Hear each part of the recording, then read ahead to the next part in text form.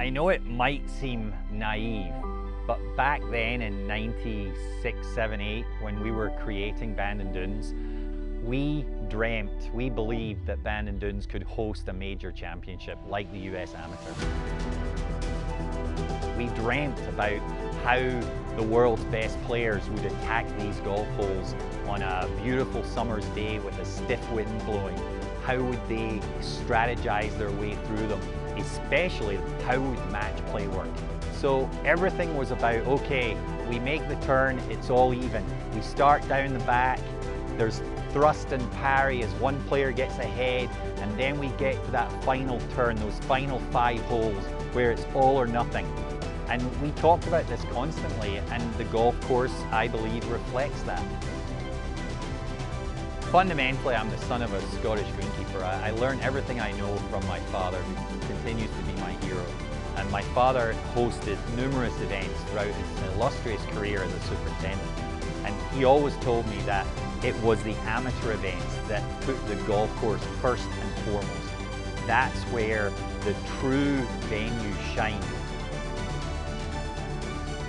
And so the US Amateur, the world's top amateur event, coming to Bandon Dunes, I would say is the highlight of my career.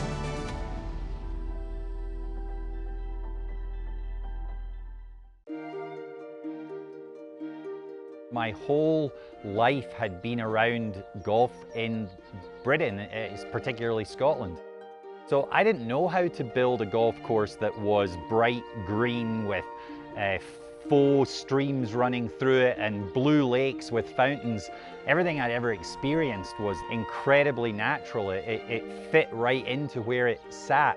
And so Bandon Dunes was exactly that. There was a blueprint already laid down by Mother Nature. I just had to follow it and try not to be too clever, which was easy because I wasn't that clever. All your senses are being touched. You get it all, the wind, the smells, everything. It's sensory overload when you hit the beach at Bandon Dunes. So everything was about creating that symphony, that experience, and walking a player through that. Much more than just thinking about individual golf shots, whether someone's hitting a mid-iron or a long iron. It was about how do we introduce them to this piece of land, and then how do we let them explore it in a way that is thrilling, enthralling, satisfying. The phrase golf as it's meant to be was definitely a mantra for the creation of Bandon Dunes. Golf is meant to be this exploration of a landscape. Golf is meant to be a pastime, a hobby, a social experience with your friends, and a sporting endeavor. And all too often we lose all of that and we just end up with the sporting endeavor. It's more than the number you wrote on the card. It's about the connection you made with your friends, the experience you had in nature, the exercise you enjoyed.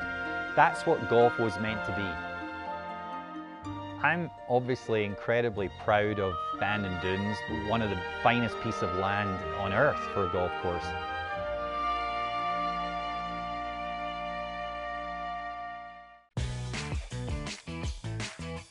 I'm often asked, what is the definition of links? Is it a piece of land next to the sea?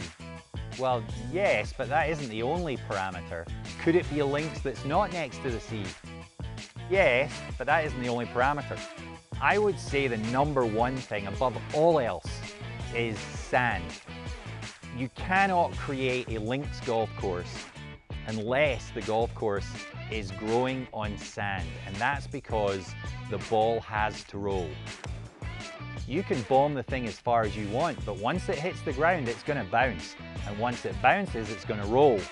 And so the golfer has to be far more intuitive. They really have to think about what's happening next. The player who plays directly at the pin might not be a good shot.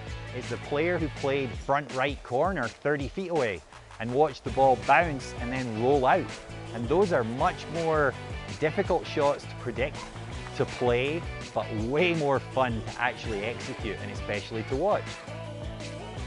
Golfers here have been brought up on a diet of perfection. Perfect lies, playing to perfect greens, hitting bunker shots from perfectly prepared bunkers. None of that is links golf. Links golf is fundamentally not fair. Occasionally you might get a bounce you just didn't deserve, and that bounce might have been good. And then the very next shot you get a bounce you didn't deserve and it bounces the other way. It tests your mental resilience. It's like life, you have to roll with it. The good, the bad, and the ugly. It's what you get is what you're given, and you just got to roll with it.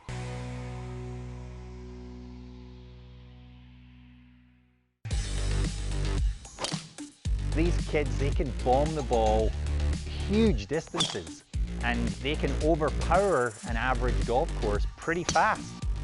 Just try it at Bandon Dunes. Just bring it. Let's see what you can do.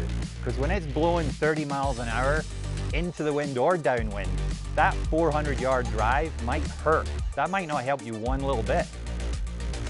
The key for play off the tee is the bunkering, especially fairway bunkering, is guarding the A position.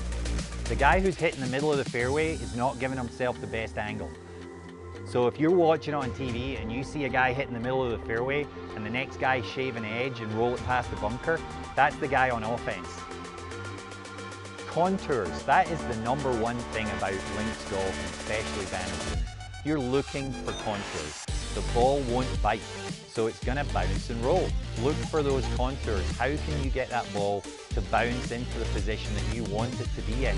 Throwing a ball directly at a pin, not going to be a good idea. It's probably not going to stop.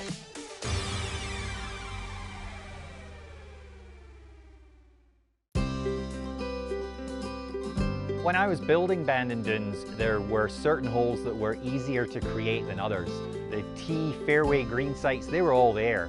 The 16th hole, which is probably the iconic hole, that hole I had a whole other design for. And at late one afternoon, I called Jim Haley, who was the shaper I was working with, said, "Hey Jim, I know we had this idea, but I've got this different idea." And I had actually made it like a miniature golf hole in the sand. It was probably 6 feet long, 3 feet wide, and it was shaped out. And Jim took one look at it, clapped his hands, and ran back to his bulldozer. And he started shaping that hole up. Within 48 hours, what you see there today is what was finished. I'm certainly hoping that a number of the matches end up being decided on 16 because it's such an iconic spot. You're right out there on the point. So I remember fondly that 48-hour period of this idea just popping into my head of this short, drivable par 4 out to this iconic spot and being able to actually create it right there and then.